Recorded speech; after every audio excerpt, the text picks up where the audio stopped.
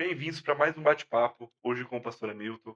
Pastor Hamilton, eu agradeço muito por ter vindo, por ter tido esse tempo para gente.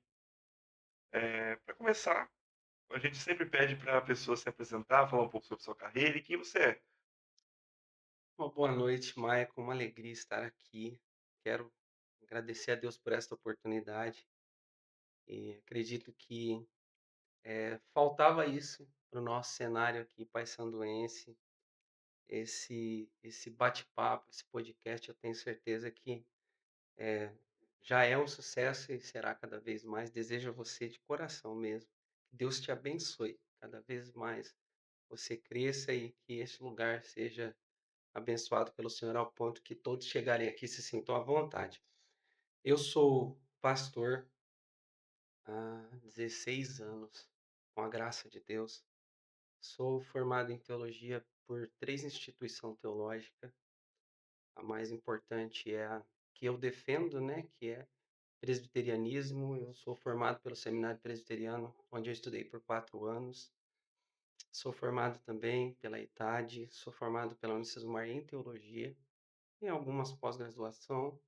Sou mestre também em psicologia da religião e, acima de qualquer coisa, um servo de Deus, alguém que ama as Escrituras e que entende o tamanho da responsabilidade de conhecer as Escrituras para poder facilitar a comunicação, o diálogo bíblico com as pessoas. Sou casado há 17 anos, com a graça de Deus. Quero já mandar um beijo a mulher mais linda do mundo, a pastora Tamires, minha companheira, minha amiga, minha parceira em tudo. Tenho 3 filhos lindos: Felipe, o Wilker, de 12 anos, o David Wilkerson, de 8 anos, e a Beatriz, minha princesinha, bonequinha de casa, de 5 anos. Pastor, a gente fica muito feliz por você ter vindo. É um amigo de casa já, então a gente se sente mais à vontade. Antes de começar, a gente viu Uhum, primeiramente seu livro, que você chegou aqui e mostrou pra sim. gente. Se você quiser falar um pouquinho sobre ele, o que te inspirou, o que fez você tirar essas ideias e colocar no papel. Isso aqui, Maicon, é um orgulho gigantesco. É um trabalho de quase 20 anos de garimpo teológico, por isso que eu escolhi colocar como subtítulo um comentário bíblico da primeira epístola de Pedro, porque eu procuro apresentar de uma forma sucinta e explicada. Claro que não dá para esgotar todo o assunto, levando em consideração da amplitude dele, mas pelo menos tentando trazer as características principais da primeira epístola de Pedro. E o tema paróicos, né, papadieno, que é o termo grego, peregrinos e forasteiros, do grego, é a terminologia com que Pedro se dirige aos irmãos da Ásia Menor no ano de 56. A ideia de Pedro é essa, é demonstrar que nós só estamos nesse mundo de passagem, que a nossa vida aqui ela é realmente passageira e nós temos todos um grande propósito nessa terra. É, eu brinco que é o filho mais novo, né? Quando a gente consegue chegar a uma realização como essa, passa a ser realmente algo muito importante. Eu, há 20 anos atrás, quase, eu ministrei esse sermão e tive o cuidado de entender que aquela não era uma palavra só para aquele momento. Então, eu escrevi ali umas 3 laudas, mais ou menos, no Word, e de lá para cá eu vim acrescentando, trazendo mais conteúdo, né, recheando mesmo, até chegar a publicá-lo no ano passado. Mês que vem agora vai fazer um ano do livro Peregrinos e Forasteiros. E já trouxe aqui o seu, vou Obrigado. autografar Sim, com ele. certeza. Esse aqui é o seu. Obrigado. E esses outros 2 aqui vão ser para os nossos amigos que estão nos assistindo lá. Vamos ver aí qual a forma do Sim. sorteio. Logo após a nossa conversa, a gente já vai fazer Uhum, a postagem lá e vamos fazer o sorteio. legal. Pastor, a gente conversou antes e falou Uhum, assim: posso perguntar de tudo? tudo. Então a gente abriu para todo Tô mundo aqui durante para a isso. semana para mandar perguntas Legal. para gente. Se tiver alguma online também, a Uhum, Stephanie está ali conferindo para poder uhum. fazer. Acho que a primeira pergunta que eu não posso nem Hum, dizer se tem dúvida, mas, uhum. que fizeram foi: "Se Deus existe, o que você Essa poderia falar sobre isso?". Esse talvez seja, um dos temas mais importantes na tratativa teológica. A teologia ela não tem por si provar a existência de Deus, ela afirma: Deus existe, ponto final. Mas é claro que essa dialética, essa discussão em torno, né, deste tema, levando em consideração a existência de Deus, nós temos vários parâmetros, Michael. Se nós pegarmos, por exemplo, o pensamento de Agostinho, a linha filosófica agostiniana é muito ampla, mas Agostinho, ele afirma a existência de Deus pela visão da Teodiceia. Ele afirma que Deus existe como ser absoluto, criador de todas as coisas, e a eficiência e a manifestação de Deus, ela se dá nos seus atributos. Eu gosto muito de um livro chamado Soberania de Deus, do A.W. Pink, que ele vai descrever a existência de Deus, de uma forma muito clara, como se tivesse desenhando ou escrevendo um quadro, e ele utiliza o termo atributos de Deus. Ele fala sobre, o amor, a santidade, ele fala sobre a onipresença, a onipotência e a onisciência, que são formas mais simples de descrever Deus. É como assim? Eu e você estamos aqui na frente da câmera, a Stephanie está ali, operando tudo. Se eu perguntasse para o telespectador, você conhece a Steph? Talvez alguém conheça, talvez não. Sim, Mas se eu dissesse a Stephanie, uma moça morena, magra, é, 1,70 m equivalente, olhos castanhos, esposa de um amigo em comum e tal, tal, você conseguiria compreender ou entender ou até mesmo se lembrar de quem eu estou falando. Afinal, eu estou a descrevendo por características. Então, quando se trata de Deus, eu não posso criar formas para Deus. Porque se eu descrever formas para Deus, eu vou estar cometendo o que a Bíblia e a teologia utiliza como formas antropomórficas, que são formas humanas de descrever algo divino. A teologia afirma que não tem como você descrever Deus, porque se eu descrever Deus, ele deixa de ser Deus. E aí está a discrepância, inclusive, da mitologia grega. A partir do momento que você conseguiu dar forma para o ser divino, você desconstruiu a divindade dele. Então, Deus é um ser divino, inimaginável, indescritível. Todas as formas que eu encontrar para descrevê-lo são formas humanas para tentar explicar, e a melhor forma de explicar é através dos seus atributos, como eu já disse, que são as suas principais características como uma forma de retrato. Deus existe? Deus existe de uma forma absoluta. Deus existe de uma forma clara e sensitiva. A partir do momento que eu entendo que Deus existe, esta verdade passa a ser contundente dentro do meu coração através da fé. E como diz a própria Bíblia sobre a fé, Hebreus 11:1, a fé é a certeza daquilo que eu não vejo. Então, eu não vejo Deus, eu só tenho a certeza que ele existe. Eu não consigo o descrever de formas humanas, mas eu encontro nele as características tão verdadeiras e tão reais para mim, que é como se ele existisse e participasse ativamente da minha vida. perfeito, já vamos para a próxima pergunta. A próxima pergunta também é sobre um pouquinho disso. Se o céu e o inferno, eles existem e como são, na sua visão? Uhum. Na verdade, a forma de descrever o céu e o inferno, eh, nós temos que utilizar as referências que a Bíblia nos dão, levando em consideração que isso está muito além da nossa vivência natural. É o que nós chamamos de sobrenatural. A Bíblia afirma que existe um paraíso, é um lugar intermitente para aqueles que morrem com Cristo, e existe também um lugar chamado Sheol, que é a tradução hebraica, depois também para o grego, de sepulcro, que seria um lugar ali intermediário de descanso para aqueles que morrem sem Cristo. A Bíblia vai dizer que Os que morreram em Cristo ressuscitarão no dia do soar da trombeta, e aqueles que morreram em Cristo irão para o céu.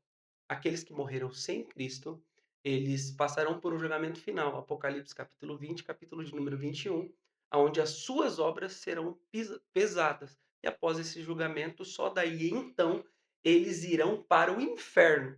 Uma coisa que muitas pessoas não sabem, Michael, é que o inferno hoje ele não está inaugurado.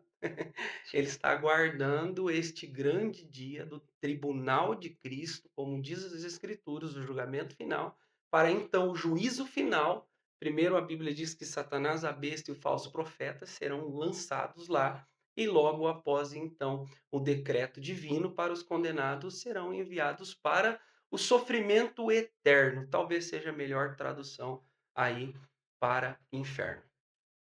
Mais uma pergunta: Uhum. se uma pessoa não conhece Deus, nunca ouviu falar, pra onde ela vai? Aí que está a grande questão. Nós somos, segundo a Bíblia e a própria teologia tricotômica, nós somos corpo, alma e espírito. E a teologia afirma que dentro do nosso cerne, dentro da nossa alma, do nosso psique, existe uma insuficiência natural. E se você pegar ao longo da história, Michael, isso é muito legal. Todas as civilizações, elas, de alguma maneira, elas expressavam a sua adoração a algo físico ou a algo imaginário. Se você pegar as civilizações mais arcaicas, por exemplo, a cultura indígena, né? Eu estive há pouco tempo lá em Manaus, onde ainda existem muitas comunidades indígenas. Eles adoravam, desde a origem da sua civilização, ao deus Tupã, que é o deus Sol. Então, dentro da nossa alma, utilizando o pensamento tricotômico, existe uma necessidade do divino. Aí, se você pegar, por exemplo, os primeiros relatos da história da humanidade, nós estamos falando de quase 5.000 antes de Cristo, dos sumerianos, através das escritas cuneiformes, que eram aqueles símbolos que depois também os egípcios reproduziram isso, estão lá até hoje no Egito. Já existia naquelas escritas cuneiformes a demonstração do divino. Por exemplo, para os egípcios é o Ra. E, e é tão interessante isso que dentro da cultura egípcia, e nós estamos falando de quase 3.000 anos antes de Cristo, existia catalogado mais de 6.000 deuses. Estão lá ainda preservados arqueologicamente os zigurates. Os zigurates eram uma forma de pirâmide, mas a parte de cima não tinha ponta. E aquela parte de cima, que era uma plataforma, era o lugar onde as pessoas subiam e elas se sentiam mais próximas dos astros. É aí onde surge também a astrologia, a veneração, a adoração aos astros. Então, para as civilizações mais antigas, Deus era quem? Deus era o Sol, Deus era a Lua, Deus era a estrela.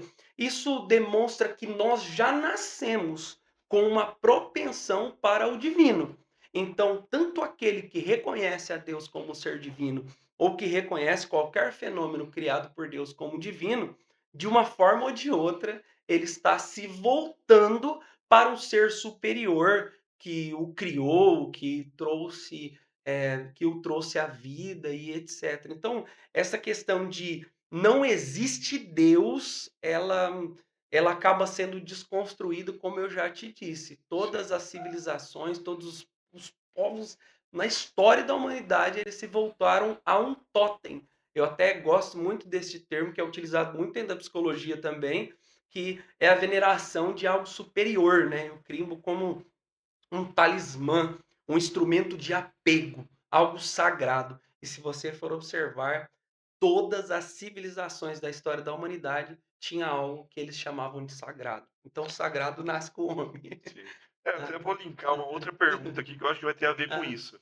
Perguntando se todas as histórias na Bíblia são reais e por que povos em lugares diferentes contam histórias similares, como por exemplo o dilúvio. Uhum. Ah, todas as histórias bíblicas elas são reais. Para mim, que sou cristão e estudante das Escrituras Sagradas, ela é fiel de Gênesis a Apocalipse, e tudo que está na Bíblia realmente foi escrito pelo autor. A Bíblia é o livro mais vendido no mundo, mais estudado no mundo, mais antigo do mundo, e é o único livro que você consegue ler com a presença do autor te ensinando. Então, a Bíblia, ela traz relatos históricos em que a história, a geografia, a arqueologia, ela traz as suas provas reais. Por exemplo, nós temos, os escritos de Qumran na da comunidade essênia ao norte do Mar Morto, que estão chamados também de manuscritos do Mar Morto. Esses manuscritos, eles datam 200, 300 anos antes de Cristo. E eles foram encontrados em 1948. Aí o que eles fizeram? Eles pegaram os escritos bizantinos, que eram os pergaminhos mais antigos preservados, e hoje nós temos dentro do Museu do Vaticano, que são exclusos, sagrados, protegidos, não está exposto ao público, mas são catalogados pelo Museu do Vaticano, escritos de 1000 anos antes de Cristo. E o que foi feito? Eles pegaram este material de 1948, quando foi encontrado, porque foi preservado, porque estava dentro de uma caverna, num lugar muito protegido, sem umidade, sem nenhum tipo de fungo, né? Nenhum tipo de micro-organismo. E eles compararam com os escritos bizantinos e alexandrinos, que são os pergaminhos que trouxeram a tradução da Bíblia para que ela chegasse até a gente. Pensa, escritos de 3.000 anos preservados dentro de uma caverna. Cópias de cópias de cópias de cópias de cópias de cópias, traduções, traduções, traduções. E eles compararam o hebraico massorético com as escritas do manuscrito do Mar Morto, sendo este um documento de mais de 4.000 anos, e todas as suas escritas eram perfeitas e intactas. Então, isso prova o que? A veracidade das escrituras, a preservação do texto bíblico, e esta similaridade da história, Michael, está por quê? Como nós falamos, estamos falando de um livro muito antigo, de escritos muito antigos, todas as histórias bíblicas, elas passaram a ser escritas, por exemplo, no período mosaico. Nós estamos falando de 1700, 2200 antes de Cristo. Moisés é o primeiro autor a escrever. E antes de Moisés, quem que escrevia essas histórias? Levando em consideração que não tinha forma escrita, como eu já disse, utilizando o exemplo dos sumerianos e dos egípcios, que eram escritas, eram desenhos, né? Sim. Escritas cuneiformes. Se não tinha forma escrita, e se também não tinha pergaminho e nem papiro. Todas essas histórias, principalmente que estão no Gênesis, a história de Jó, que é o livro mais antigo da Bíblia, elas eram transmitidas de forma oral. E se você for pesquisar, você que estiver nos assistindo, é muito interessante você observar a transmissão oral ao longo da história da humanidade. O que era a transmissão oral? O pai hebreu, ele tinha a responsabilidade de contar a história do seu povo para os seus filhos. E assim, tradicionalmente, não só o pai, como o irmão mais velho, eles eram responsáveis por preservar essas histórias.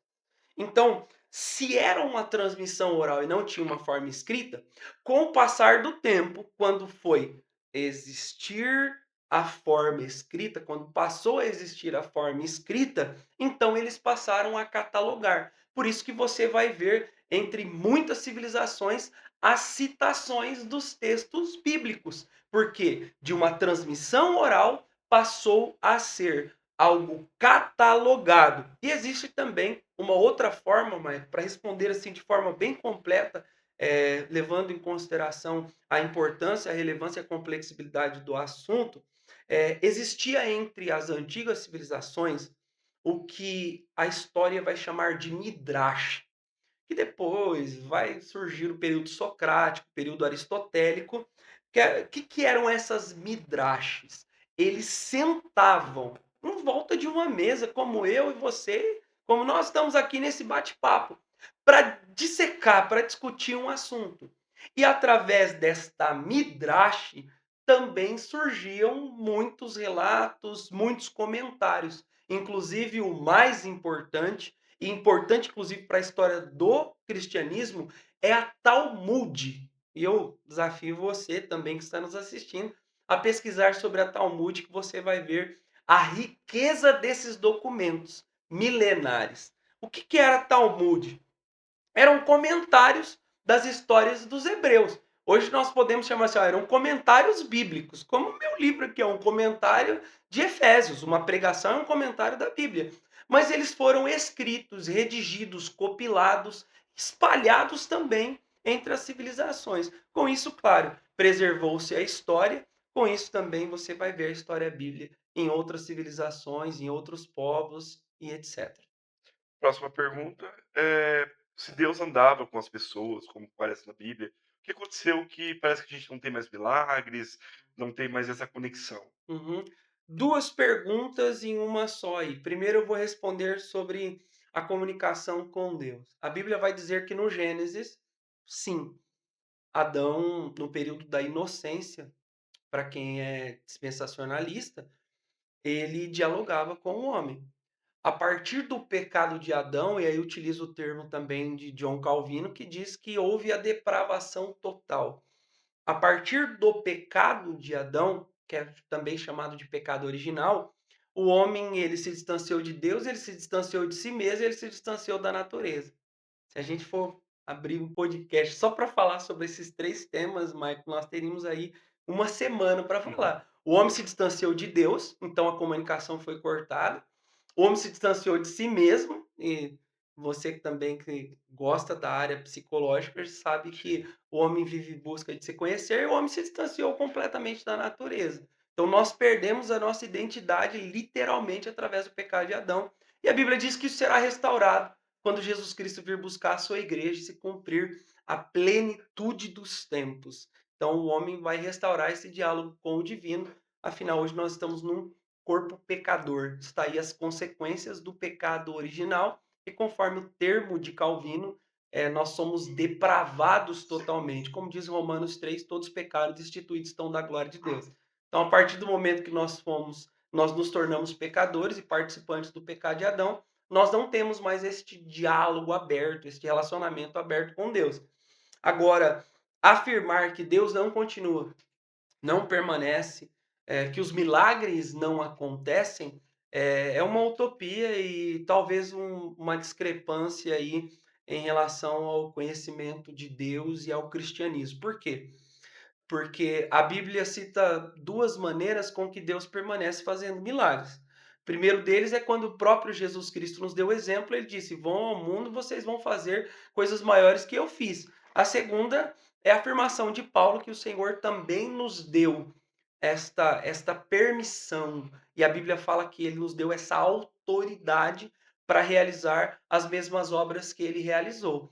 Quando ele cumpriu o seu legado na cruz do Calvário, ele disse está consumado. O termo ali é exousia e é uma transferência de autoridade. Por exemplo, se eu sair ali na rua agora e eu tentar parar um carro na rodovia, o carro não vai parar, porque eu sou um cidadão comum mandando um carro parar. Mas se eu estiver fardado, se eu for um militar, a partir do momento que eu levanto a mão ou que eu bato o farolete, o cara imediatamente encosta. E a Bíblia, ela descreve esse equissousia como realmente uma transferência de autoridade. Como se o Senhor, nosso Deus, tivesse pego esta autoridade para realizar milagres que estava sobre ele e o ortogou à igreja, está, portanto, sobre nós. E o Senhor continua realizando milagres o tempo todo. Eu sou um milagre de Cristo. A transformação da minha vida é um milagre. Meus três filhos eu vi centenas de milagres. É, o, o Davi passou da hora do parto e o médico disse que ele teria sequelas por isso. Eu fiquei internado 9 dias na UTI, desenganado pela medicina, e foi a oração da minha mãe e da igreja. Na nossa igreja, Igreja Presbiteriana Vale de Paysandu, nós vemos milagre o tempo todo. Para que você tenha ideia, Maicon, essa semana nós estamos celebrando um milagre que impactou as nossas vidas. Uma das nossas líderes do Ministério Infantil, até vou citar o nome dela aqui, mandar um beijão para ela, Rô. Ela estava orando ao Senhor para que o Senhor lhe desse um filho. E pela medicina era impossível ela ter filho, impossível mesmo. Mas ela tinha esse sonho. E nós temos um evento trimestral na nossa igreja chamado de Encontro com Deus. E no encontro com Deus tem um momento que você fala assim: "Ó, se você tem algo específico para pedir ao Senhor, você pode contar a Ele os detalhes daquilo que você precisa". E a Rô procurou a pastora Tamires, a minha esposa, e disse assim: "Por mais que a medicina diga que é impossível eu ter filhos, eu quero ter o meu filho, eu quero gerar". E naquele momento ali a Thamis orou com ela, clamou ao Senhor, pedindo que o Senhor abrisse a madre dela, citou inclusive os textos bíblicos, o caso de Ana, o caso de Raquel, o caso de Sara na Bíblia Sagrada, que eram mulheres que eram estéreis e foram curadas pelo Senhor. E pasme, essa semana ela entrou no quarto mês de gestação e pelos cálculos da do médico, ela passou a gerar a criança na semana do retorno do nosso encontro com Deus. A data bate exatamente. E, ó, por exemplo, quinta-feira passada, a Jéssica contou o testemunho lá na nossa igreja, que no domingo, em um momento do nosso culto, nós levantamos um clamor para as pessoas que estão enfermas. E ela tinha recebido a notícia aquela semana dizendo que o pai dela estava com câncer e ele teria que imediatamente passar pelo procedimento. E no momento da oração ali, ela disse com muita fé: "Senhor, vai lá e cura o meu pai". Então ele não é que ele ia ter um diagnóstico, ele já tinha o diagnóstico do câncer. E naquele momento de fé ali, ela clamou a Deus com todo o seu coração mesmo, dizendo: "Senhor, vai lá, alcança meu pai, cura o meu pai". E ela contou quinta-feira passada que no momento do culto ele sentiu uma paz de espírito muito grande, uma alegria no coração, ele entendeu que ele estava sendo tocado por Deus. Na terça-feira ela foi ao médico com ele para marcar a cirurgia, que era uma cirurgia de emergência, e o médico ficou assustado, falou: "O que que aconteceu?". Pegou os exames, refez os exames e disse: "Você não tem mais célula cancerígena no seu corpo, você está curado". Então, assim, nós temos centenas, eh, milagres que acontecem o tempo todo. Nós temos pessoas libertas da drogadição, pessoas liber casamentos restaurados, por exemplo, nós temos o Eduardo e a Cris, até um beijão para eles, eu tenho certeza que eles vão assistir, se não estiverem nesse momento, caso do culto. O Eduardo estava separado da Cris há mais de 8 meses. Ela morando aqui na casa da irmã, Eduardo morando lá em Goiôerê, Eduardo perdido nas drogas, na bebida, assim, uma vida completamente distante de Deus. E a partir do momento que ele também foi ao encontro com Deus da nossa igreja, e é interessante, ele tem um filho especial, e ele veio para cuidar do filho dele, que é cadeirante. Foi esse o apelo que ela fez, ela falou assim: "Ó, já que você não quer ter contato com Deus, venha pelo menos para cuidar do seu filho. Cumpra o seu papel de pai". A hora que ela falou: "Cumpra o seu papel de pai", doeu nele, porque ele é um paizão. Ele trata o Luiz com amor, é a coisa mais linda do mundo de ver a forma com que ele cuida do Luiz. E ele veio para cuidar do Luiz, mas aí chegou no encontro com Deus e ele teve esse encontro com Deus. E mais de 30 anos usando droga, bebendo, uma vida de dependência. Se você vê o que que Deus fez na vida dele, o que Deus fez no na família dele. Se eu ouvir falar assim: "Meu, cara, mais de 20 anos usando droga e fazendo abuso dessas, substâncias entorpecentes e agora liberto, livre". Então Jesus continua fazendo milagre o tempo todo mesmo. É que antes o milagre estava concentrado em Cristo, né, hoje ele está espalhado aí por centenas de cristãos que estão vivendo esses milagres. Mas uma dúvida de quem está em casa é Uhum. se a Bíblia ela já finalizou ou ela ainda continua sendo escrita? A Bíblia? Não, a Isso, Bíblia a partir de Apocalipse, ela teve ali a sua interrupção do que nós chamamos de canocidade. Que é o cânon sagrado, né, o cânon sagrado fecha em Apocalipse. Hoje nós estamos vivendo as evidências do que a Bíblia prometeu. sim. Tudo que nós estamos vivendo é o que a Bíblia um dia já afirmou que aconteceria. Mas a Bíblia em si não, o livro sagrado está fechado. Eu ia deixar essa pergunta por Uhum, último, mas eu acho que uhum. cabe mais agora. Se a gente já está nos fins dos tempos ou ainda não. Essa é uma discussão escatológica. Eu, apesar de não ser perito na área da escatologia, como todo cristão, sou apaixonado pela escatologia. São 128 profecias bíblicas que anunciam a vinda de Cristo. Em Mateus capítulo 24, você que estiver assistindo pode olhar aí a sua Bíblia, fala sobre o princípio das dores. Mateus capítulo 24 é como se fosse, ó, ei, quando isso estiver acontecendo, é porque Jesus Cristo vai estar prestes a vir buscar a igreja. E se nós olharmos Mateus capítulo 24, ele está se cumprindo na íntegra, dia após dia. A Bíblia fala sobre guerra, rumores de guerra, pai contra filho, filho contra pai, terremoto, maremoto, nação contra nação. Então, esse princípio das dores, que é o anúncio da vinda de Cristo, está se cumprindo literalmente. Não, eu não tenho dúvida de que este anúncio literalmente já se cumpriu e está a se cumprir a cada dia. Dessas 128 profecias que a Bíblia descreve como sendo evidências da vinda de Cristo, uma delas ainda falta se cumprir, que é o anúncio do anticristo, que é o homem que se tornará o líder mundial. Ele irá unir sobre o seu poder 13 nações. Essas 13 nações irão se levantar contra Israel e dizimar Israel. Hoje nós sabemos pela ordem mundial que existe um tratado de paz, uma aliança das nações para não perseguir Israel. E a Bíblia fala que no momento que esse anticristo se manifestar, ele vai rasgar esse tratado de paz e como o líder deste grupo, ele irá perseguir Israel. Israel será reduzida a uma terça parte. A Bíblia fala sobre 144 mil. Esse é o momento que Jesus Cristo virá buscar a sua igreja. Então é o evento que ainda falta acontecer. Mas eu, assim, afirmo, nós já estamos vivendo os princípios das dores. Sim. Outra pergunta seria sobre o arrebatamento.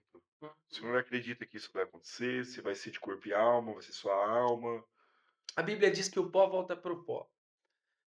Segundo Tessalonicenses 4:7 vai dizer que nós receberemos um corpo glorificado. Então essa matéria aqui, como eu já disse, ela é depravada, ela é pecadora. Então a matéria volta para a matéria. Nós não seremos regenerados neste corpo corruptível. A Bíblia fala que nós receberemos um corpo incorruptível. E a Bíblia vai dizer que será no piscar de olhos, 6 milésimos de segundo. Piscou o olho, recebe o novo corpo, ouve o soar da trombeta. E a Bíblia diz que os salvos saberão que a vinda de Cristo é aquilo que, dentro do cristianismo, principalmente no meio pentecostal, nós descrevemos como sentir a presença do Espírito Santo. Então, os salvos vão sentir a presença do Espírito Santo, nós vamos ouvir o soar da trombeta e a igreja, então, será arrebatada, será tomada para o Senhor num corpo glorificado. Aí vai ser o Gog e Magog, a Batalha do Armagedon, vai ter, para quem é pré-milenista, pré-tribulacionista, vai ter a grande tribulação antes do salvo subir, outros acreditam que a igreja vai subir, aí então será a grande tribulação, mas o arrebatamento é a evidência do cumprimento de tudo aquilo que Jesus Cristo já afirmou, que um dia ele viria buscar o seu povo. João capítulo 14, verso 1, ele diz isso: eu vou para o Pai preparar uma casa para vocês, e logo eu vou voltar para buscá-los. Então nós vivemos com essa esperança do ion eschaton, que é o termo grego, que é a esperança de que Jesus Cristo, em breve, tomara que seja agora, de verdade, tomara que seja nesse momento aqui, para a gente deixar esse mundo cheio de sofrimento, ele virá buscar a sua igreja e nós iremos subir morar com ele. E tem 2 versículos que eu sou, assim, apaixonado por eles, o Apocalipse, capítulo 7, versículo 10 e o 14:2 vai dizer que ele enxugará dos nossos olhos todas as lágrimas. Então, o céu é um lugar de paz, de alegria, de harmonia, e todas essas características que eu comecei descrevendo para você, falando sobre os atributos divinos, que hoje são só divinos, eles passarão a ser também de todos os salvos, eleitos em Cristo. Por exemplo, eu acho isso fascinante, Maia. Nós entendemos um pouquinho sobre amor. Se eu perguntar para você, sei que você é um cara fantástico, uma mente brilhante.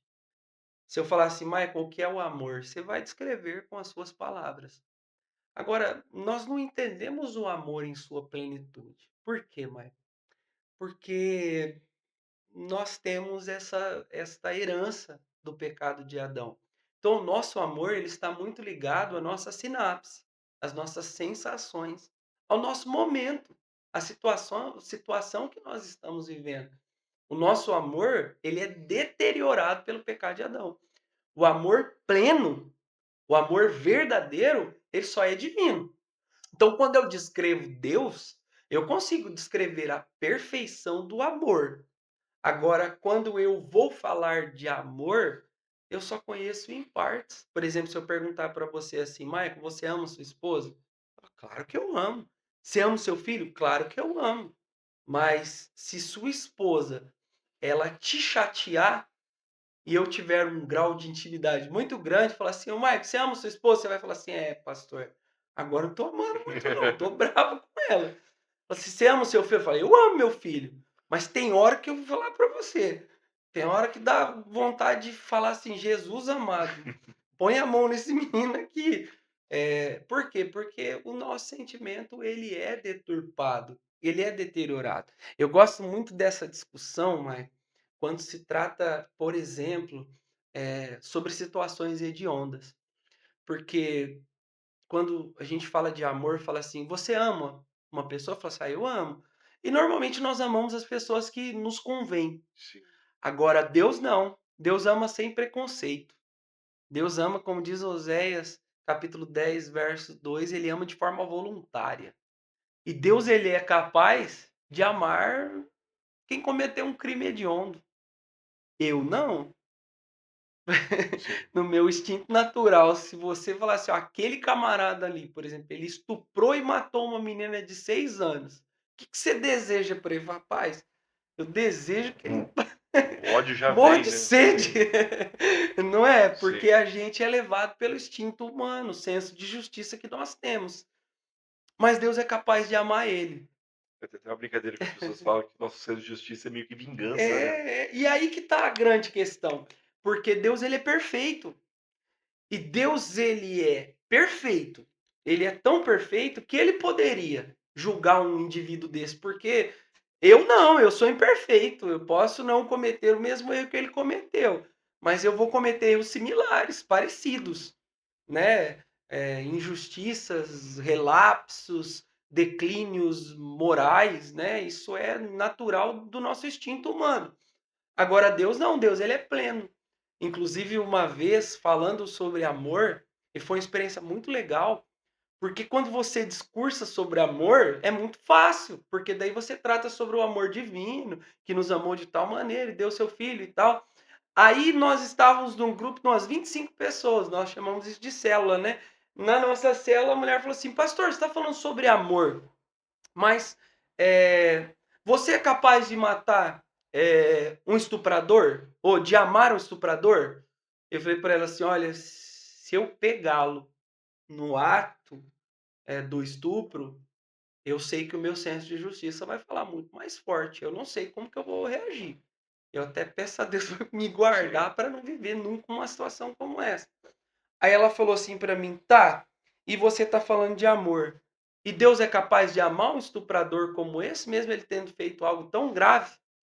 E na hora Deus me deu um discernimento muito grande, porque ali naquela célula nós tínhamos uma irmã muito querida mesmo, e ela tinha um filho preso.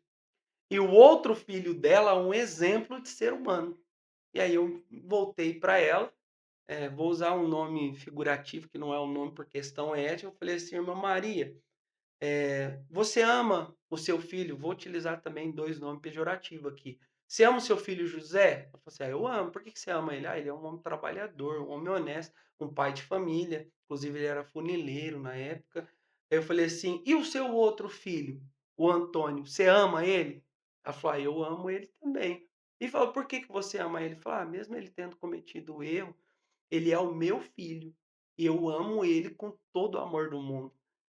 E aquela situação nos constrangeu tanto, Maico, por quê? Porque quando a gente fala de amor, normalmente a gente se coloca no lugar da vítima. Sim, E se a gente se colocar no lugar de pai, e tratando-se de Deus, né, linguagem antropomórfica, Deus é pai. Pai, não importa o erro que o filho tenha cometido. Eu fiz trabalho em presídio muitos anos. 2 anos indo um sábado sim, um sábado não, passar minha tarde no presídio. E eu via lá traficante, assassino, pessoas que a sociedade discrimina, que a sociedade trata como escória. Mas a mãe, ela ia, levava pão, levava bolo, abraçava, beijava, e aqueles minutos que ela tinha para ficar com ele eram os momentos mais preciosos do mundo. Talvez seja uma forma de nós explicarmos o amor de Deus. Deus, ele ama como pai, de uma forma incondicional. O amor de Deus, ele é sem preconceito. Nosso amor é cheio de preconceito, e o amor de Deus, ele não traz preconceito nenhum. Então, quando nós tivermos um corpo glorificado, nós vamos ter esses atributos divinos. Amar como ele ama. Entender o amor divino é loucura para nós, Mike, porque assim, Salmo 139 diz que antes de nós falarmos alguma coisa, Deus sabe o que nós estamos falando. Deus sabe o que nós iremos falar. Ele sabe o ontem, o hoje e o amanhã. Isso é onipresença, é um dos seus atributos incomunicáveis, que a gente não consegue mesmo ter, nem de forma alguma absorver. Se Deus ele conhece o amanhã, Michael, ele sabe daquilo que eu disse para ele hoje que eu não vou cometer. Ele sabe que eu vou cometer. Por exemplo, se sua esposa hoje, vamos supor que, só um exemplo, né? Ela gritou com você. Aí você fica chateado com ela. Ela fala assim, ó, Michael, eu prometo que eu não vou mais gritar com você. Só que daí amanhã você vive uma situação parecida. E ela grita com você de novo. A sua advertência vai ser, ó, você prometeu que não ia gritar comigo. Por que você fez isso? Só eu vou te perdoar, mas vai chegar uma hora que eu não vou conseguir te perdoar. Mas nesse momento tô chateado com você. E com Deus é diferente, porque se eu disser para Deus assim, ó, eu não vou fazer, ele já sabe que eu vou fazer. E mesmo sabendo que eu vou incorrer no mesmo erro, que eu vou cometer o mesmo erro, ele continua me amando. Ele continua me tendo como filho, ele não me abandona, ele não esquece de mim, ele não abre mão de mim.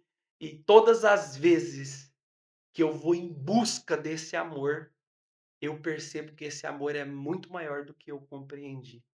Não sei se você está sim. conseguindo mensurar o que eu estou te dizendo.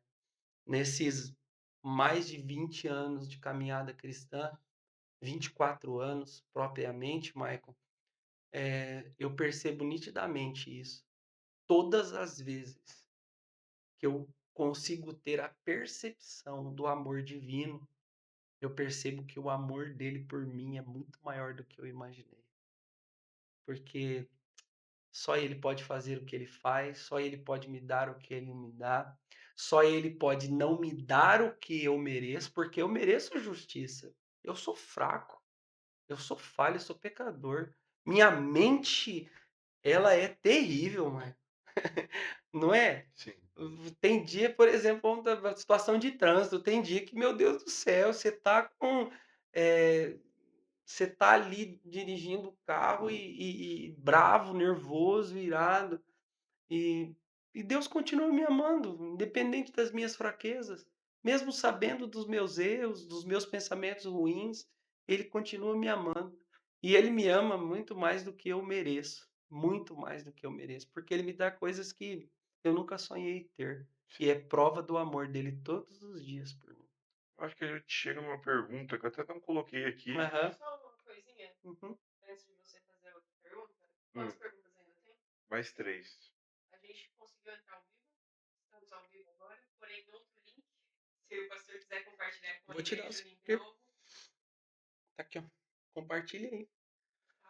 Minha senha é 777777. Compartilhar onde você quer compartilhar. Pode compartilhar em todas as redes aí, Instagram, Facebook, tem nos grupos do WhatsApp, o da igreja IPR, pode mandar lá também, beleza? A gente tá ao vivo ainda? Fechou? Ah, então beleza. Fechou, O ao fechou. vivo é assim, né? Eu nem comecei ainda, quanto tempo a gente já tá, A Stephanie? gente já tá 45 minutos. Nossa, Não, nem, então nem liguei a começamos primeira só, turbina ainda. esquentamos. A pergunta que eu ia fazer é um pouco sobre isso. Se Deus Ah, sabia que Adão e Eva iam pecar. claro que sabia. Em sua presciência, claro que ele sabia. E na verdade, Michael, Ó, que os legal. alunos. Estamos assistindo ao vivo aqui a gravação de Top, vocês. top, top, top. Na presciência divina, sim.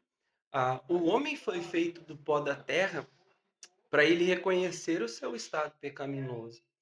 E se nós pegarmos, por exemplo, a referência que nós temos a Talmud, o ser divino chamado Lúcifer, que hoje nós nomenclaturamos como Satanás, o inimigo da humanidade, ele foi pego em seu próprio orgulho.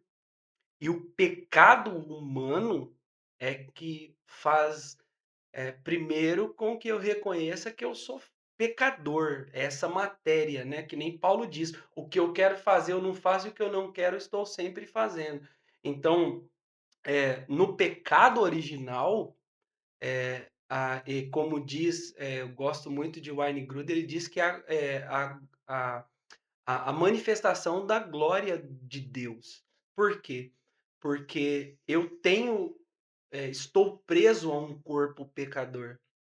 E a vida do ser humano, conforme diz o apologeta Plantin, eu gosto muito dessa frase de Plantin, Plantin vai dizer que a vida do homem é voltar-se para Deus.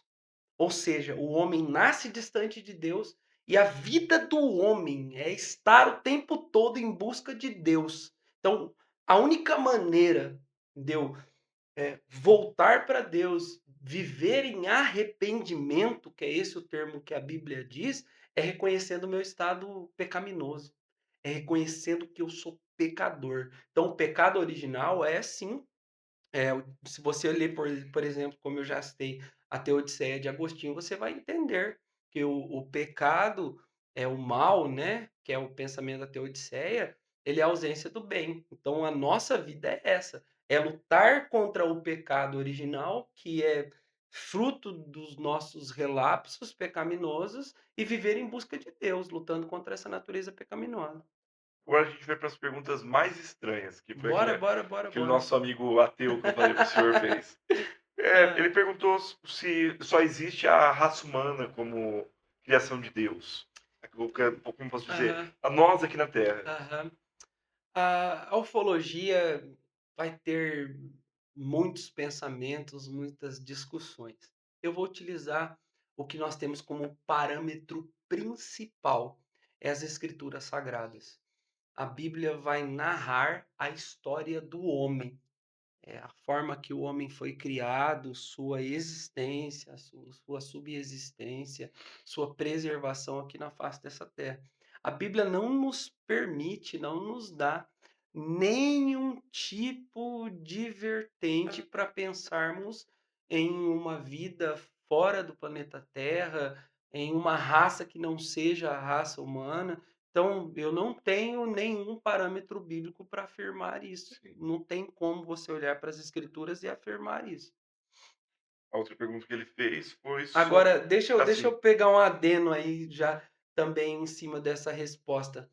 Apesar de não ter raça humana, de não podermos confirmar que existe vida após a Terra, existe a esfera espiritual. E é aí que está a grande questão. O mundo espiritual é real. já vou até falar aqui, ó. A próxima pergunta seria: se Ah, anjos e demônios aham. existem? Existem, existem. É como eu te disse, a Bíblia afirma que existe, existe. E eu tenho, se eu fosse falar aqui só das experiências que eu tive, tanto com os anjos de Deus, quanto que eu tive com possessão, manifestação demoníaca, essas são centenas delas. Eu tô, assim, dia após dia, percebendo também que com o advindo aí dos aparatos digitais, isso está se tornando cada vez mais real. Porque antigamente, quem um dia frequentou qualquer ambiente, qualquer igreja evangélica, já deve ter visto, já deve ter ouvido falar de pessoas que foram libertas de possessão demoníaca. Agora as câmeras hoje também, já estão captando, né, já existem milhares de imagens para comprovar este mundo espiritual que é realmente muito, muito, muito real. Eu sei que, às vezes isso causa medo às pessoas, as pessoas ficam temerosas, mas é o que a Bíblia diz, que Jesus Cristo é a autoridade máxima, está acima de todos os principados e potestades. Então, como Jesus, quando esteve aqui nesta terra, libertou muitos que estavam presos em correntes, em estado de possessão, ele continua a libertar até os dias de hoje. E um dado interessante, mas eh até Jesus Cristo vir a essa terra, as pessoas também eram possessas. As pessoas também estavam em estado de possessão, que é a ausência total de Deus. Lembra do que eu falei da tricotomia, o corpo, alma e espírito? Ali, no centro das suas emoções, é preenchido por esse espírito, por essa entidade maligna, né? E até Jesus, o que que eles faziam?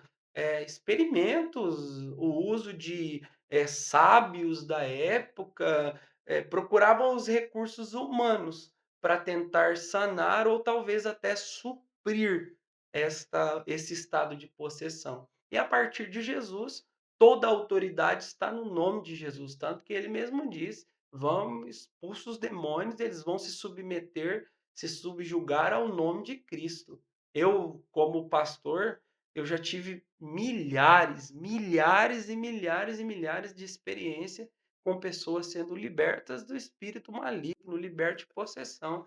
E eu posso dizer para você, nós vivemos em uma sociedade hoje em que esta possessão passou a ser muito bem maquiada por transtornos e etc.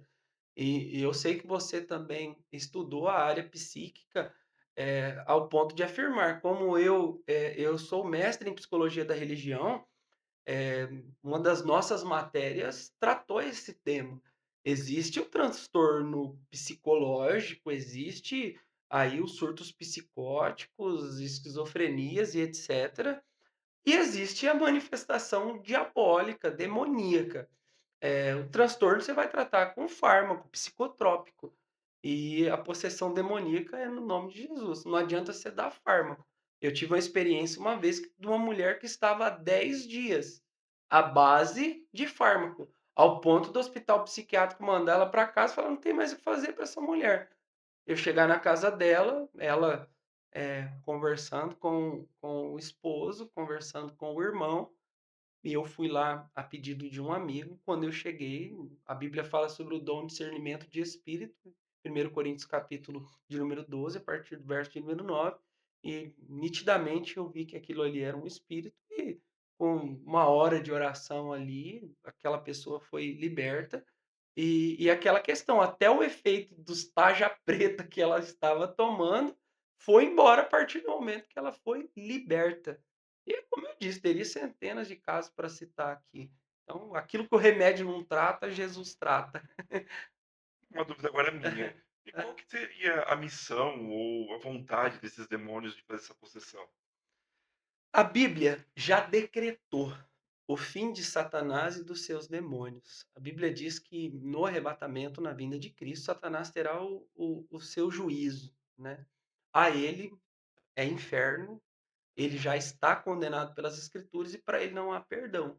E é realmente uma demonstração de ódio, daqueles que um dia foram anjo de luz, como diz a Bíblia, Satanás é a terça parte, em uma luta constante para levar o máximo possível com ele. É isso mesmo, a Bíblia diz em João 10:10 que Satanás veio matar, roubar e destruir. E o que ele quer é isso, é levar o máximo de pessoas para a mesma condenação que a ele foi dada. É por isso que ele tem tanta raiva da raça humana, por isso que ele tem tanto ódio da gente, por isso que ele luta contra a nossa família, ele luta contra a nossa paz, luta contra a nossa felicidade, porque para ele não tem mais jeito, para nós sim. Sim. Basta nós reconhecermos Cristo como Salvador, pedir para ele cuidar da nossa casa, da nossa família, ele é poderoso para transformar o nosso lar, mas para ele não, condenação já está decretada. É, essa é uma outra pergunta minha. Aham. Essa escolha que eles fazem das pessoas, é a pessoa que permite? Como é que funcionaria? Existe legalidades, Sim, é o que é como se fosse, chaves, permissões no reino espiritual. A Bíblia diz que o Espírito Santo de Deus, o nosso Deus, Jesus, ele precisa dessa permissão para habitar em nós. Ele não viola o coração de ninguém, ele não invade a vida e o coração de ninguém. Agora ele não. Se nós dermos legalidade, ele entra. E assim, tudo que for ligado à destruição, a sofrimento, você pode ter certeza que tem uma participação direta ou indireta dos principados e potestades, dos demônios, como diz a Bíblia. sim. O senhor Uhum. acha que essas guerras, isso que acontece, tem alguma coisa a ver ou seria mais humana? Está ligada à maldade do homem, né? Sim, Mais uma vez utilizando o pensamento da Teodiceia, que é a ausência de Deus. Então, o homem sem Deus, ele luta, ele guerreia, ele mata, ele não tem piedade, ele não tem amor. Agora, a fonte dessa maldade é o príncipe das trevas sim, mesmo. Ele está por trás de toda essa conspiração, né. Existe o estado de tentação, perturbação e possessão. Tentação é quando ainda o inimigo não se apoderou. Perturbação é quando ele está agindo, está conspirando. E possessão é quando ele tomou conta mesmo e é ele que está no controle da situação. Então, por trás de toda a maldade do ser humano, existe sim uma manifestação maligna. Se quando eu estou próximo de Deus, eu estou distante do mal. Se eu estiver distante de Deus, eu estou próximo do mal. E aí, o mal você pode rotular como sim. quiser. Ok? Mas uma dúvida seria Uhum. se os fiéis estão se afastando ou se aproximando de Jesus hoje em dia, vendo que o senhor tem 20 Ah, anos ali como na verdade, eh, utilizando até o pensamento do Francis Schaeffer, né, Francis Schaeffer fala que a igreja, o cristianismo é formada de pessoas comuns da sociedade, né, e ele fala sobre uma cosmovisão. A igreja, ela sofre diretamente essa cosmovisão, que é aquilo que acontece no mundo, aquilo que acontece na história da humanidade, vai refletir diretamente no cristianismo. Por exemplo, você pega, período medieval, a morte do iluminismo, a imersão de Tomás de Aquino, a morte da fé, o período obscuro. Então, tudo aquilo que acontece na sociedade, ele vai refletir diretamente também na igreja. Hoje nós estamos vivendo aí, o advento da tecnologia, lidando com coisas que a gente não imaginava. E isso também traz uma mudança para o cristianismo. Hoje você tem, pessoas que são membros de igrejas virtuais. Hoje nós temos aí, muitas pessoas que estão na internet e acabam ocupando também o papel do pastor e etcétera. Mas a igreja, ela vai ser sempre igreja, ela é entidade fundada por Cristo. Foi Jesus que fundou a igreja, foi ele que trouxe cristianismo à humanidade, e ele preserva. E eu vou dizer uma coisa para você, até achei muito legal você entrar nesse ponto aí, Michael. Você me conhece um sim, pouco, eh, e pode ratificar o que eu estou dizendo. Apesar de ser pastor, eu sou um cara que pensa sim, completamente fora da bolha. Eu sou completamente contra qualquer paradigma religioso. Eu consigo distinguir facilmente o que é um critério religioso imposto por homens e o que é crivo sagrado imposto por Cristo. Aquilo que é doutrina cristã, ela é absoluta para a minha vida. Então, como cristão, eu tenho que estar inserido na sociedade e acompanhar tudo aquilo que acontece na sociedade. E eu tenho que ter a minha postura cristã para lidar com todo o segmento da sociedade. Por isso que, eu falo que eu penso muito fora da bolha, porque apesar de fazer muitos anos que eu estou dentro do cristianismo, tenho 37 anos de idade, como já disse, me batizei em dia 2 do 6 do ano de 2000 e tive uma mãe que me deu esta formação cristã, né, desde pequenininho dentro da igreja. eu procuro ser eh, um ser completamente pensante e ter as minhas convicções pautadas nas escrituras para dialogar com qualquer segmento da sociedade. Eu fui criado em um sistema religioso arbitrário, que era fruto da sociedade. Nós temos uma sociedade de 20, 30 anos atrás aí, muito conservadora. Se a gente pegar, por exemplo, década de 60, nós estamos falando do quê? Do militarismo. Então, o militarismo ele influenciava diretamente também a igreja. Então, todo mundo tinha que se vestir igual, todo mundo tinha que se comportar igual, todo mundo tinha que falar igual. É o que eu estou dizendo, é a cosmovisão. Aquilo que Sim. acontece no mundo reflete diretamente na igreja. Agora, na sociedade que eu estou inserido, eu tenho que estar aberto a dialogar. Eu tenho que realmente ter a minha postura. Então, para mim, ninguém vai ditar a maneira que eu devo ser, a maneira que eu devo agir. Eu estou debaixo de um conservadorismo, de um sistema é, é, de séculos aí, que é o presbiterianismo, mas eu sou pensante, tenho as minhas convicções e eu prego isso na minha igreja. Eu falo assim, ó, aqui ninguém é dono da razão, aqui ninguém é autoridade absoluta e o que eu quero que você seja é um formador de opinião. Então, assim, seja em qual âmbito que você quiser. Nós vamos discutir, nós vamos dialogar, que nem você falou aí do seu amigo que é ateu, eu tenho maturidade suficiente para entender que eu creio em Deus e que eu respeito a visão holística que ele tem do mundo. Se ele tiver aberto ao diálogo, ao ponto de se convencer, não ser um diálogo fútil, não, eu quero que você me convença, eu tenho argumentos para isso. Agora também não vou ficar perdendo tempo, porque como eu disse aqui nos bastidores para você, tem muitos que se afirmam ateus e não são ateus, são deístas, que tem uma diferença muito grande. Porque o ateu, Deus não existe. Você falar para ele, ó, isso aqui é Deus, e fala, rapaz, tá doido, Deus não existe. O deísta não. Ele tem por obrigação refutar Deus. Então, assim, se eu tento negar alguma coisa, aquilo me incomoda. Por isso que eu tô negando. Por exemplo, se eu falar para você assim, ó, a Stephanie não existe. Meu, pra mim ela não existe. Então, aí você fala assim, não, mas ó, ela tá ali, tal, tal, tal, tal, tal, tal, tal, tal. Se eu quiser provar para você que ela não existe, eu já tô trazendo a Sim. existência, eu já tô criando um diálogo, utilizando o pensamento mesmo de Friedrich Nietzsche, porque Nietzsche ele era, você pega entre o bem e o mal de Nietzsche, ele tá o tempo inteiro tentando negar Deus.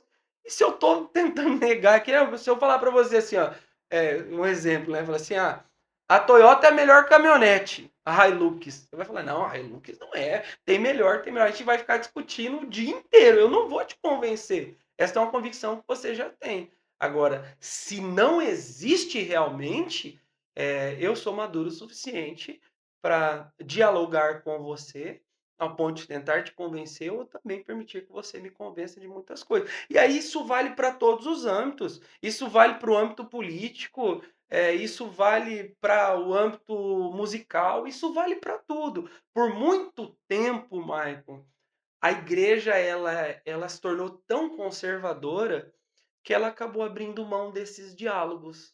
Hoje não, hoje você vê cristão na mídia, hoje você vê cristão disputando pleitos eleitorais, você vê evangélico defendendo seus posicionamentos em rede nacional. E isso é o advento da tecnologia, com a chegada, com a mudança dos tempos mesmo. Eu fiz, ano passado agora, uma pós-graduação em gestão pública e me especializei em assistencialismo social, realmente para isso, para abrir a mente, para inteirar do assunto. Eu fui criado numa igreja que há 20 anos atrás, falou assim, não, a política é do diabo, política não se discute dentro da igreja. E hoje não, hoje nós estamos vivendo um momento com a modernidade líquida, utilizando o pensamento de Paul Tillich, né, o teólogo Paul Tillich, que essa modernidade líquida ela tem que nos levar a dialogar em todos os âmbitos da sociedade. Eu tenho que me sentir pronto o suficiente para poder dialogar, estar presente na sociedade. Isso é o papel da igreja. A Bíblia vai falar que nós vivemos o reino de Deus, que é o Basileia Tuteu. Então, assim, o reino de Deus ele tem que se expandir, tem que estar em todos os âmbitos.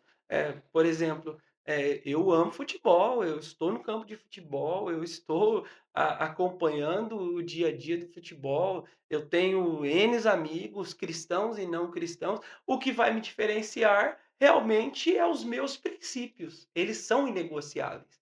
O cristão diante da política, eu tenho princípios que são inegociáveis. Eu respeito todos os posicionamentos políticos, todos. Agora eu tenho meu ponto de vista, eu defendo meu ponto de vista. Então o cristão ele tem que sim dialogar, estar inserido dentro da sociedade, ter uma mente aberta para tudo isso. Quando eu falo assim: "Ó, eu penso fora da bolha", é que o conservadorismo não me convence, não me molda. Eu tenho os meus moldes. Esses dias atrás até os meninos da igreja lá, tem uma Hum, turma lá que nós somos muito amigos. Eu tenho discípulos na igreja que caminham comigo, eh, há mais de 15 anos, né, então a gente tem um vínculo de amizade. Fala: "Pastor, tem que cortar esse cabelo". Eu já escutei: "Ah, pastor, você tem que parar de usar o boné, né, a boina, tal". Meu, eu tenho minhas convicções e a partir do momento que, eu tenho o Espírito Santo de Deus, o conhecimento necessário para embasar o meu comportamento, isso não está infligindo, naquilo que a Escritura Sagrada me ensina, ninguém vai me convencer do contrário. Eu estou aberto ao diálogo, sim, sempre, em todos os âmbitos, em todos os âmbitos.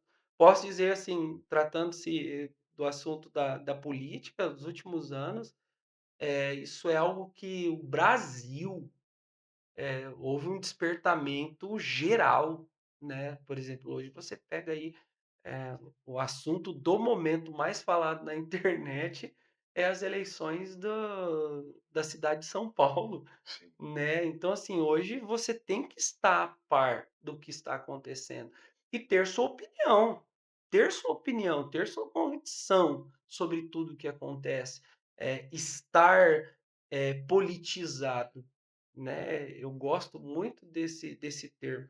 Lógico que como um pastor, sim, eu não sou político partidário, até, sim, sou contra a ideologia de partido, infelizmente no meu ponto de vista, o câncer da política brasileira e mundial é os partidos. É sim, partido. Tipo assim, a maior injustiça do mundo é partido. Você tem tantos votos lá e o seu coeficiente transmite voto para os outros. Aí você pega o outro que ganhou, teve mais votos, mas ele não é eleito porque o partido dele não atingiu o coeficiente. E você pega, por exemplo, que nem, Doutor Batista, um amigo, uma pessoa muito querida, né, ele teve quase 15.000 votos a mais do que a outra eleição, e ele não conseguiu entrar no pleito eleitoral. Então, assim, teve mais votos, não foi eleito, não renovou, né, portanto, o seu mandato como deputado, acabou ficando de fora, uma perca gigantesca, por quê? Por causa de partido. Aí você pega, por exemplo, lá em São Paulo, o Tiririca tem mais de 1.000.000 de sim, votos, e ele puxou um monte pela quantidade sim, de voto que ele teve, aí ele elegeu mais 3, 4 ainda. Sem pensar que o fundo partidário é distribuído para presidente de partido, ele distribui da forma que ele quer, aí o partido que é maior, ele tem mais dinheiro e acaba sendo uma disputa completamente desleal. Aí o partido que tem mais pessoas, legislando, atuando, com mandato, tem mais tempo de TV, tem mais tempo de sim. rádio, assim, são injustiças. Eu sou, como pastor, eu não sou político partidário, não defendo partido, não defendo ponto de vista, pelo contrário. Eu defendo o melhor para o meu Sim. povo, o melhor para a minha cidade. A minha ideologia, como eu disse, ela é pautada em princípios e respeito os outros pontos de vista, mas tenho o meu e as minhas condições. A minha última pergunta aqui no meu caderninho, Aham. se como que é ter uma vida em função da igreja? Isso é maior do que tudo que a gente possa imaginar. Isso não está.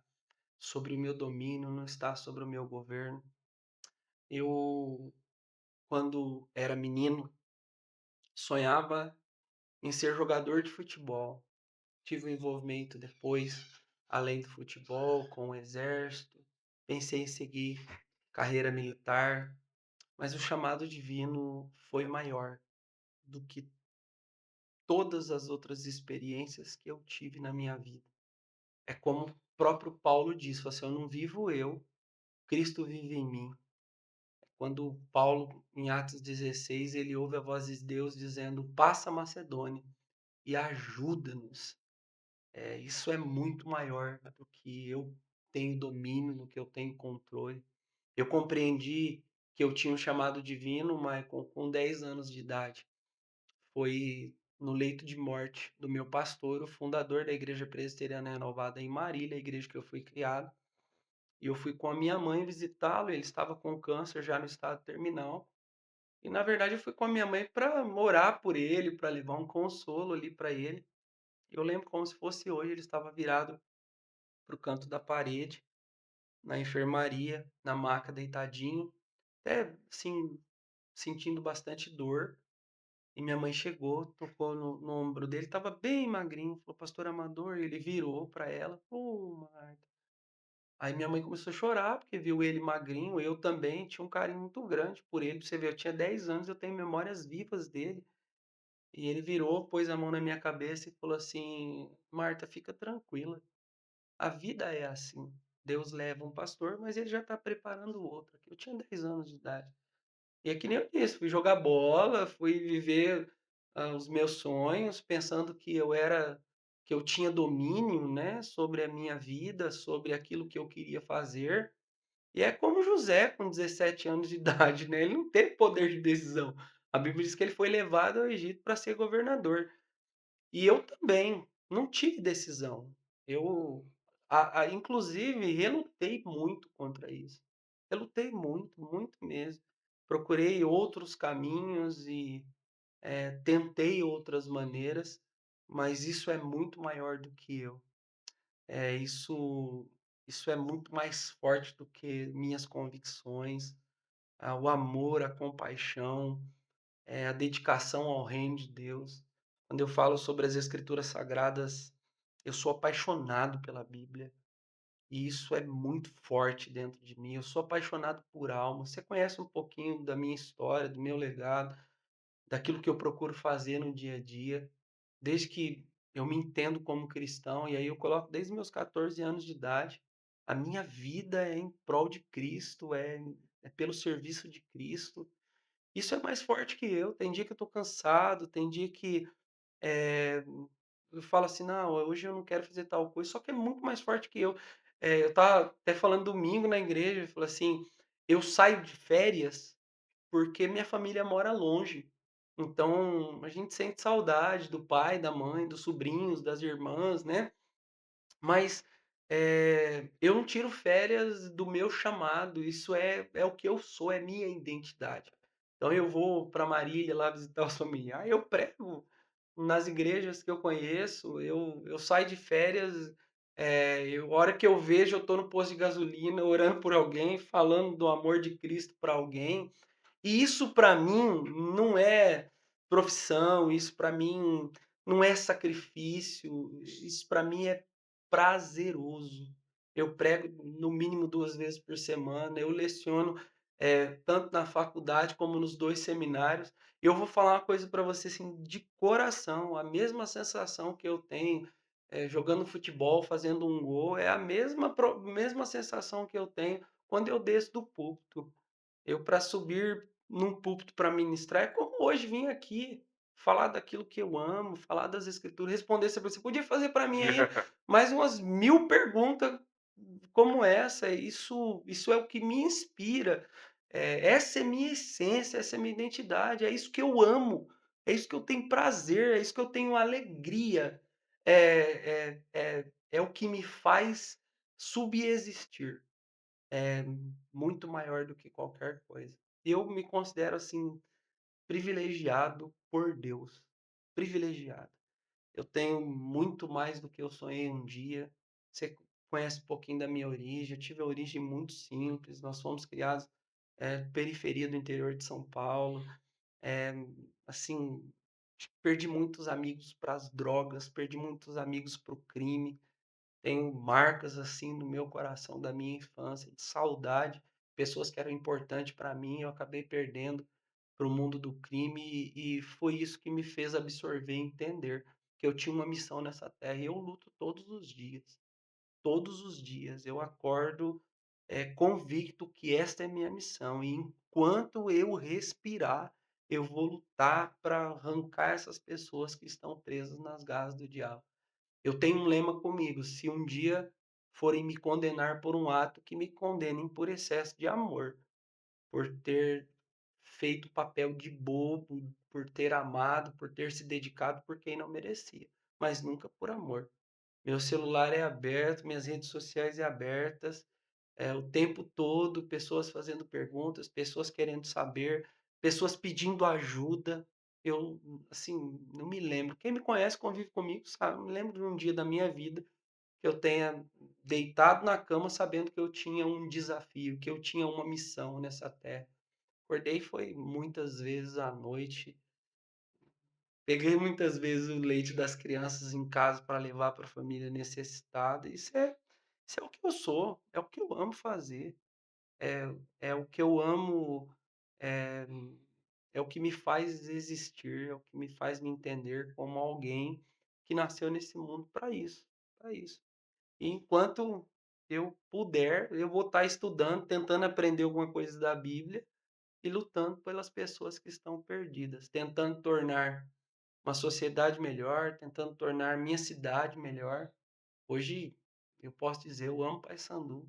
Estou aqui em Paysandu há 7 anos, comprei minha casa aqui. Eu sempre brinco com o pessoal da igreja lá, falo assim: "Logo, logo vou comprar meu terreno no cemitério lá, é por aqui mesmo que eu quero ficar". Estou criando os meus filhos aqui, é a cidade que eu quero ver crescer, evoluir, e o que estiver ao meu alcance para fazer por essa cidade eu vou fazer. Eu me lembro que quando eu vim para Paysandu e eu dei início ao projeto social Dínamos, algumas pessoas disseram para mim assim: "Mas rapaz, para que você vai fazer isso?". Eu ouvi de algumas pessoas falando: "Mas você é pastor, você vai ficar envolvido no meio de futebol, no meio de criança". Na verdade, eu entendo, essa é a minha missão. É para isso que eu estou nessa cidade. Se eu mudar toda a minha vida, em todo o meu ministério, uma pessoa sequer, arrancar uma pessoa sequer das garras do diabo, eu já vou me ter como satisfeito. Eu entendo, essa é a minha missão. É para isso que eu nasci. Pastor, eu não sei nem como agradecer o senhor ter vindo aqui. Se a gente for continuar conversando, vai dar mais umas 4 horas esse podcast. Então a gente já vai dividir ele para o senhor voltar de novo. Queria fazer uma É, brincadeira com o senhor, se o senhor sim. aceitar. A gente tirar uma passagem na Bíblia e o senhor comentar, porque às Pode vezes tirar. alguém de casa está precisando ouvir e vamos deixar o Deus falar com a gente, né? Faz igual meus alunos lá. Vamos lá de olho fechado. Faz aí, faz aí. Vamos Deuteronômio. Deuteronômio, É, 12. quinto livro das Escrituras Sagradas. Vou fazer o primeiro Uhum. versículo do capítulo 12. O único local de adoração. Estes são os decretos e ordenanças que vocês devem ter cuidado de cumprir, enquanto viverem na terra que o Senhor, o Deus dos seus antepassados, deu a vocês de herança. O livro de Deuteronômio, ele vai descrever o resumo, né, da história de do povo de Israel e as suas origens. Moisés escreve o Gênesis como a origem de todas as coisas, o Êxodo é o momento que o povo de Israel sai do Egito para ocupar a sua terra, entre o rio Tigre e o rio Eufrates. Hoje está ali, Israel, a Palestina. E eles vão viver naquela região de Canaã e passam a ser chamados como hebreus mesmo, os filhos de Heber, né? E Moisés ele tem essa responsabilidade de construir a forma de vida daquele povo. É como na nossa sociedade. Nós temos as nossas leis civis, Moisés ele é responsável por organizar tudo. Então, o terceiro livro da Bíblia é Levíticos, que são as 613 leis de Israel, e estas leis é uma forma de vida que nos aproxima de Deus e que nos faz viver bem em comunidade, respeitando os nossos direitos de ir e vir e o do nosso próximo. E o livro de Deuteronômio, o que, que Moisés ele faz? Ele resume tudo. Ou seja, ó, esse aqui é o livro que vocês vão seguir durante a vida de vocês. É esse o caminho que eu quero para vocês. E nesse capítulo de número 12 aqui, é quando ele estabelece o tabernáculo, e ao estabelecer a ideologia por trás do lugar de adoração, ele começa a mostrar como que eles iam adorar e como que eles iam servir a Deus neste lugar.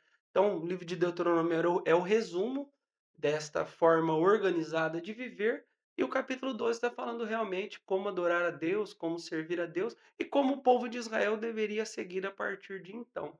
Você vai ter o ápice deste livro no capítulo 28, quando Moisés vai falar sobre as bênçãos e maldição. Ou seja, tudo isso que eu falei é como se Moisés estivesse falando assim, ó, tudo que eu falei nos capítulos anteriores é assim. Se você seguir, você vai ter uma vida abençoada. Se você não seguir, você vai ser amaldiçoado. E Moisés, ele conclui esse Pentateuco, né, que é os 5 primeiros livros da Bíblia, com Deuteronômio, deixando claro que tem sim como viver uma vida abençoada próxima de Deus e como viver uma vida completamente distante de Deus. Senhor, agradeço novamente por o senhor ter vindo. Todo mundo que está em casa. Amanhã a gente já vai postar o vídeo completo. A gente teve aquela interrupçãozinha no meio de trocar. Então, amanhã, quem quiser rever essa nossa conversa, se preparar para as próximas, Ótimo. será já completo o vídeo. E eu fico para convidar todo mundo para assistir mais um bate-papo com a gente. Logo, logo o pastor estará aqui com a gente de Esse é um novo. prazer. Temos alguns já publicados e durante a semana a gente está postando todos os dias. Obrigado a todos, obrigado, pastor. Se o senhor quiser deixar a última mensagem, pode ficar à vontade. Então, eu quero só agradecer por estar aqui. Obrigado pela oportunidade, Maia. E que isso se repita muitas vezes. Como eu disse no começo, desejo do meu coração é que esse podcast decole, que vocês vivam mesmo dias cada vez melhores neste lugar. Via já há muito tempo a necessidade de termos, né, aqui no nosso know-how paysanduense, um podcast para ouvir, né, pessoas que gostam de falar e discursar, pessoas importantes da nossa cidade. E só, assim, quem quiser conhecer um pouco mais, Pastor Hamilton, entra lá no meu Instagram, PR Hamilton Júnior. Repetindo aí, vou deixar os 2 livros aqui, depois o Michael vai ver uma forma de sortear para vocês aí. E que Deus abençoe a todos, que a paz do Senhor esteja no seu lar, que a paz do Senhor esteja no seu coração, Michael. A paz do Senhor esteja no seu coração, Renan, Steph estão aqui nos auxiliando, nos ajudando em tudo. E que Deus abençoe a nossa cidade. Que Paysandu seja uma cidade próspera e abençoada Amém. pelo Senhor. E logo, logo nos vemos em mais um bate-papo. Tchau, tchau. É isso, pessoal.